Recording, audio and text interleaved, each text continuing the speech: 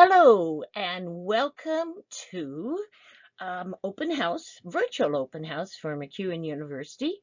There's a picture of our fine campus when it's spring and there's flowers around and stuff, and it's a pretty cool looking campus. So welcome very much for coming. I'm Jody Marshall, and we are going to be talking about the SLP Assistant Program. Um, so you are at the SLP Assistant Program recorded information session, and it will be available on November the 6th for you to listen to. Speech-Language Pathologist Assistant Program is under the umbrella of the Therapist Assistant Program that has the OTA, PTA, and the SLP Assistant, and we are all part of Allied Health and Human Performance, and then we're all part of the Faculty of Health and Community Studies, but just to let you know how we all fit together. So this is me. I apologize I can't have a camera going at the time, but so you know who's speaking to you, there's just a quick picture of me. My name is Jody Marshall. I'm an associate professor in the program. I'm a registered speech-language pathologist, so I'm registered in Alberta. I'm also a member of Speech and Audiology Canada. I have been at MacEwan University for 20 years. The SLP Assistant Program has been at University for MacEwan for 20 years. So I got there as soon as it got there. And it has made lots of changes over the years. At one point, SLPA used to be joined with a PTA OTA, and then we split apart because the PTA OTA tends to have more of a medical model, and the SLPA tends to have more of a psychosocial educational model. So it made sense that we were more separate programs. So the program options for the SLPA program is we take 25 students on site for our daytime program. Every year we take 25 students, and it will take you 2 years to get through the program. We also have a distance online program where we take 30 a year, and it'll take you somewhere between 3.5 and maximum 7 years to get through the program. Students are required to take a minimum of 1 course per year. Normally we find the students, not always, but often the students in the distant program are perhaps working as SLPAs in the school but don't have formal training yet, or EAs in the school and have started to work with some children with speech and language and are finding they really like that kind of work, or they might be moms or parents of kids that have disabilities that include speech and language delays. So we get sort of kind of the both, but yeah, and we are always full. So we are very fortunate for our programs. We are always full. Our graduates are very, very well regarded in the field and sought after. So we feel fortunate about that. My apologies. No, you have not been drinking too much wine. Um, as you can see, there's the program length and the study options there, but I wanted to put the transferability there. So your diploma, your SLPA diploma, then can be transferred and applied to Bachelor of Applied Human Service Admin, or a Bachelor of Arts, or a Bachelor of Science. And so many of our students go on to study various other things. Some want to be speech-language pathologists, and they go on to get an undergrad and go on to get a master's in speech. We've had some that have just graduated from our program and have been working in as SLPAs for years. We have some students that graduated, worked as SLPAs for a few years, and then went back and studied education because they decided that they wanted to have their own classrooms. So there's lots, it's a very good place to start, lots of good training that you can build on if you want. So speech language pathology, and I should have a hyphen in there. We're just going to talk about the field a bit. We have 4 areas: articulation, language, voice, and fluency. So speech language pathologist assistants work primarily with articulation and language.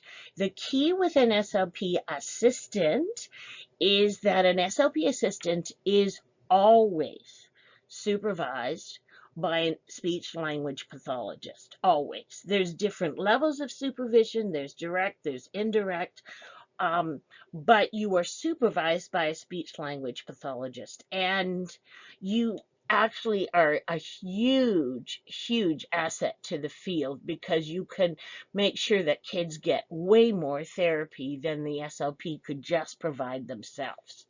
So articulation, that might be, if the old cartoons talk about Wascally Wabbit, he had a W for R substitution, or you might have, I think Putty, was it Tweety Birdie say, I think I taught a putty tat, right? So something to do with articulation or the way that the speech sounds are produced. And that's probably what you're most familiar with. You probably know someone who went for speech therapy, and that's often what they are working on.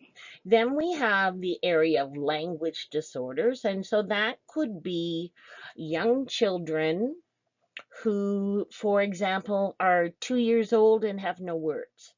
And they spend their whole time pointing, going, for what they want, and they're not using words. And we need to figure out, why do they not have words? It also could be somebody who's had a stroke and has what we call aphasia, and that's loss of language. And so that happens often if somebody has a stroke on the left-hand side of their brain.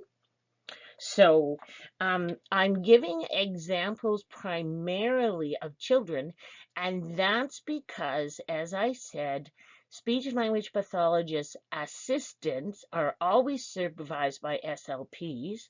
In Alberta, by a huge majority, most SLPs work with children, either preschoolers or school-age children. There are some SLPs that work with adults, but not nearly as many. So consequently, there are not as many opportunities for speech-language pathologist assistants to work with adults. However, that is opening up, and so we have designed a brand new course to address that, and I'll talk about that. Voice is, as an SLP assistant, that's probably the least common thing you're going to deal with. A voice problem, and I'm going to demonstrate, but I don't encourage you to copy. But if I have a voice that sounds like this, I have something going on with my voice. Or I could have a voice, when you have a head cold and your voice sounds kind of like that. Or I could have a voice that my voice is hyper. There's too much air coming out. I have a voice that sounds like that. And I'm not trying to do that to at all make fun of anyone, but to give you a demonstration of what voice disorders sound like. It's a pretty specialized area in speech language pathology, and there's not that many SLPs that focus on voice disorders so specifically. Obviously, there will be not as many SLPAs. And then the last area that you may or may not be familiar with is what we call fluency disorders. You may be familiar more so with the term stuttering. And so stuttering is when you repeat a sound, a syllable, or a phrase. For example, I want the butter, or I could repeat a syllable. I want the butter. I could repeat a phrase or a word. I want the butter, or I could repeat a phrase. I want the butter. Okay. We can also have things you may be familiar with. Some people that have fluency disorders have prolongations. So if you say, please bring me a cup of soup, please bring me a cup of soup, and I kind of got stuck on that S on soup. And there are a number of other types of stuttering behavior. You're probably familiar with some of those, and you may know someone who has a fluency disorder. So that, in a nutshell, is the speech-language pathology field. So our program, now this is based strictly on the on-site program. So we're talking about term 1, term 2, and then the second year, and then the second year, the fall and the winter. So if you're interested in the online program, just know that you're not going to be doing it quite as quickly.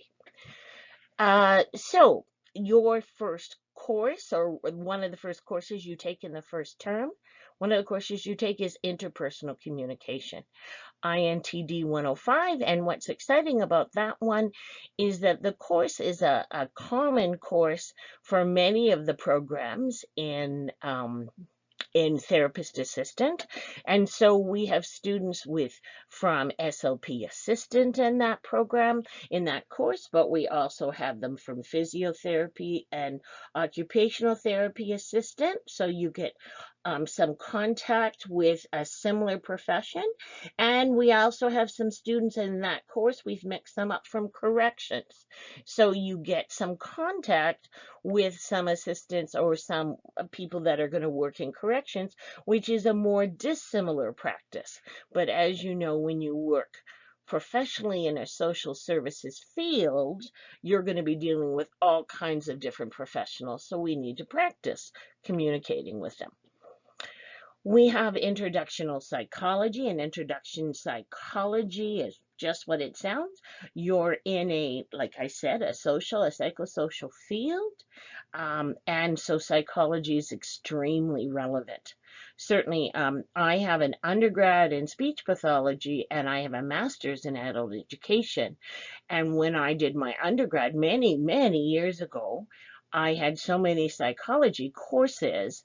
It was almost a minor in psychology. So there's a big focus on human psychology because we're working with lots of humans, right?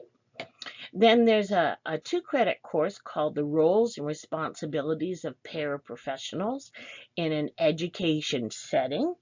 And the reason that we have that course as part of the program is because many SLP assistants end up working in a school setting, and they may end up working in a classroom setting.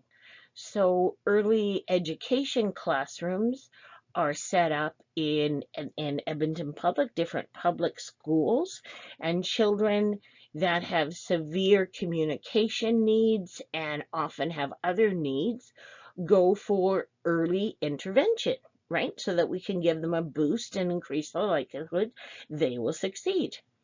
And the stats are very, very in favor of the fact that early intervention makes a very big difference. And we absolutely want to get kids in sooner versus later. There's many more services available for preschoolers with speech and language delays than there are school-age kids. Okay, so if you are one of these people that's thinking about, I've got a nephew or I've got a cousin, and you were just kind of waiting till school, I would encourage you now to get them to see an SLP as soon as possible. Then we have a course called THAS 101. And when you wonder, like THAS, TH is therapist and AS is assistant. So THAS 101, Normal Development of Speech, Language, and Literacy. So in that course, we look at from birth all the way until about age 8. How do children develop? Right now, and I happen to teach that particular course, and right now we are looking at speech sound development. So which sounds usually come early, which sounds come later. Children go through a thing called where they use phonological processes often to reduce or make it easier for adult speech to say. So we're practicing that right now. And then we're going to go on and look at preschool language development. In this one, we also look at some play development, and we look at we look sort of rudimentary at reading and writing development. And then you have a course, Ling 100, and that's a linguistics course, so it's taught by a linguist. Introduction to Human Language, which of course makes sense because you are in a speech language program, and that course looks at language across the world and how languages change, and you also are you're introduced to the International Phonetic Alphabet, which you will revisit in your second year and do much more practice with. Okay, so that's term 1. And that's the first year students. That's what they're doing right now. And then we have term 2. And term 2 has a writing course, which is wonderful. Writing, as you know, is a very hard skill. To be a good writer takes an incredible amount of effort and practice. And so this is a relatively new course that has been added to the MacEwan and into our program, and I'm really excited about it. Then THAS 102. So in THAS 101, we looked at normal development of speech, language, and literacy. And then THAS 102, we look at communication disorders. So we look at a child with hearing impairment. What communication disorders might they have? Or a child with autism. How does that impact their communication skills? Or a child with fetal alcohol spectrum disorder, how does that impact their communication? Or a child with attention deficit hyperactivity disorder. So there's all these different conditions that often have communication challenges, and so we're going to look at those. And we also just look at sort of what does a communication disorder look like when the child's less than a year? What does it look like when they're less than 2 years? Then THAS 115 is human development. This is a very neat course because it is taught by an occupational therapist, and it has a lab as well, and you get a really nice perspective on looking at the whole child. Okay, so, or actually child and adult, so because that goes all the way through the lifespan. So, but you're looking at the whole person, and looking at not just speech and language, but looking at the fine motor and gross motor as well. And that's really cool because many of the children that we work with have not just communication challenges, but have fine and gross motor challenges as well. And then you have a course called ECDV 155, Learning Through Play, and that is taught by the Early Childhood Development Program, and that is also an essential program because play is children's work. Okay, so you are going to be working with children, implementing your goals with young children, typically in a play-based atmosphere. So you need to learn about play and learning through play. So, and then that was January to April, and you're done the end of the first term or the first year. So you hopefully take a break and perhaps work during the summer and recharge, and then you come back for your third term. And your third term includes TAST 102. So effectively managing student behavior in education settings. And I know several SLPs that would actually really like to take that course. As you know, if you have many children, it is difficult sometimes to manage behavior. Now, you typically won't work in a whole class as an SLP assistant, but sometimes you might. Like, for example, the speech-language pathologist might go into the class and teach some phonological awareness skills. Those terms will be very clear to you once you're done this program, but you're probably not familiar with them now. And you, as her or his or their SLP assistant, would go in as well and support the teaching, etc. Or you might be working with just, 3 kids in a classroom and one of them's giving you a little bit of grief. So just kind of looking at being proactive versus reactive with their behavior. And then we're getting into the nitty-gritty of therapy. So you've learned all the foundation of the program, and now you're in therapeutic interventions 1, articulation and phonology. So you're learning how to deal with those articulation sounds when a child substitutes W for R, and we're learning when is it normal and when should we work on it. And there's a thing called phonology, and phonology, the best way to understand it is when a child has a whole pattern or a whole class of sounds that are affected all at the same time, and it makes them very difficult to understand. And so we do therapy that's slightly different. So that's articulation and phonology. Then you do a course called FAS 202, which is Introduction to Clinical Role and Skills. This course very much is supporting 201. So in this course, students learn about how to make sounds, how to do placement, how to make them in your mouth. What do you do with the air to support the sound? Is it your tongue or your teeth or your lips? What's working to do it? We practice more phonetics. Remember I told you about International Phonetic Alphabet? So we do a lot of practice with phonetics. In this course, you learn to screen hearing, and that is taught by an audiologist at MacEwan University, because hearing screening, according to AXAPA, which is our provincial organization, should whenever possibly be taught by an audiologist. And so we follow what our professional association guides us to do. So there's a number of different things within this.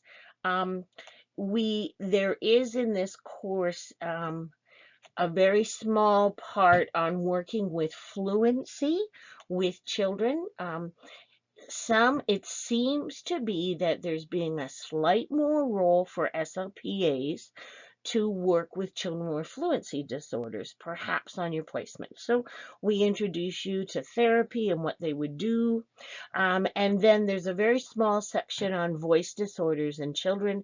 And as I said, that's the area that you will work with the least. And so that's why there's not a lot of focus on it in the program. And then you go out and do your field placement. Now, if it's non-COVID time, you typically are ideally working in a placement where you go school to school with children that have what I hope would be relatively mild articulation delays. So they may have a few speech sounds that they're having trouble with. And this is essentially kind of getting your feet wet with therapy. So you're working with a child that is what I would say not as involved, not as struggling as much, so that you can get therapy and how to do therapy under your feet, under your belt. COVID, of course, has put a wrench in that, as it has put a wrench in just about everything on earth. So placements have changed, but they are still happening. But we certainly are very responsive to public health and follow all the guidelines to the T.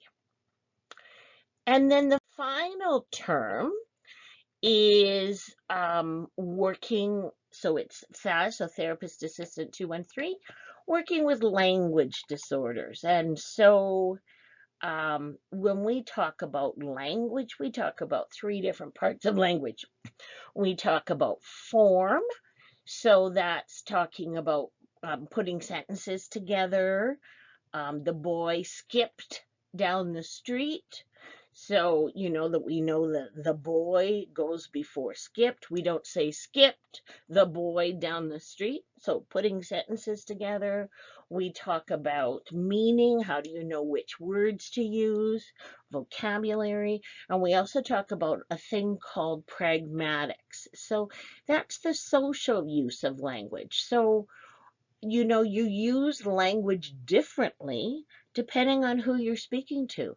You also use it differently depending if you're writing or speaking or texting. So it all changes. And so that's the language intervention course. And then there's one called 234, which is clients with concurrent diagnoses. So that means you have a child who is an English language learner. Now, obviously, if they're just new to Canada, that's not a language disorder. They're learning English. But some children that are English language learners also might have a language disorder. So we talk about that. We talk about what is it like to do communication intervention with a child who has hearing impairment. So that's a concurrent diagnosis. What is it like to do therapy for children that have autism? That's a concurrent diagnosis. And what we mean by concurrent diagnoses is these are diagnoses that usually have, as part of them, there's a challenge with communication. So we talk about doing therapy with children with fetal alcohol spectrum disorder. We talk about doing therapy with children that have cleft palate. You get the idea. And then you can see here, this is a relatively brand new course called Therapeutic Interventions 5 Adult Populations. And it's really exciting about this course is we didn't have an adult course before. We had a little adult content in this course, and a little adult content in that course, and a little adult content in this course.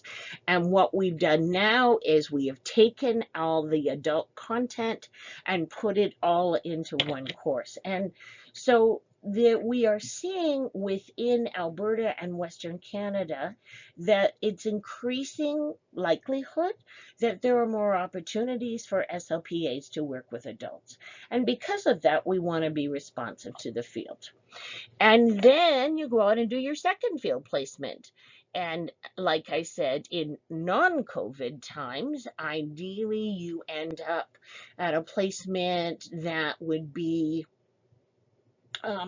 maybe at an early education center at a school, with many children that have severe communication disorders and may other disorders as well. Edmonton Public has what they call early intervention.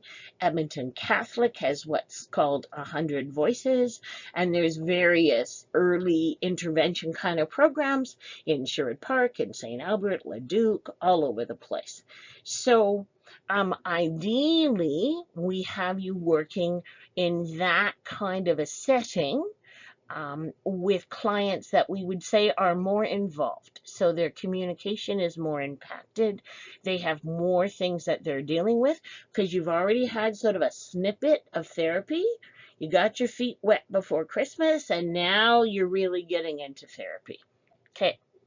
So, and that's our field placement. And then you graduate and you find yourself a job.